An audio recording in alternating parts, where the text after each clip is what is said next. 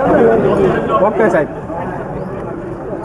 બગદાણા મુકામે જે વર્ષોથી સેવાકીય પ્રવૃત્તિ સાથે જોડાયેલા અને જાહેર જીવનમાં પણ અને સામાજિક ક્ષેત્રમાં સંકળાયેલા ભાઈ નવનીતભાઈ બાલદિયા એના ઉપર જે ત્યાં ઘટના ઘટી અને અમાનવીય રીતે એના ઉપર જે રીતે હુમલો કરીને મારવામાં આવ્યો, એક દુઃખદ ઘટના છે. એના ફરિયાદી તરીકે જે રીતે નવનીતભાઈને હોસ્પિટલમાં દાખલ કર્યા પછી એમને જેમના નામ આપ્યા એમના કેટલાકની ધરપકડ પણ થઈ છે. કેટલાકના હજુ ફરી વખત નિવેદન પણ એનું લેવાયું છે.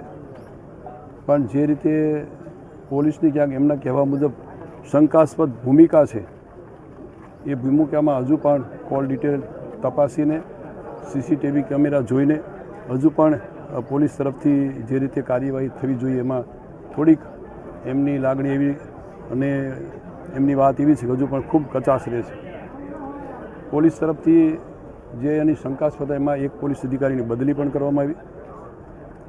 બાકીના રિમાન્ડ સાથે જે તહોમતદારોના નામ છે એમને રિમાન્ડ પણ માગી અને રિમાન્ડ માગ્યા પછીના હજુ પણ જે રીતે કાર્યવાહી થવી જોઈએ એ એમના કહેવા મુજબ સંતોષકારક કાર્યવાહી નથી.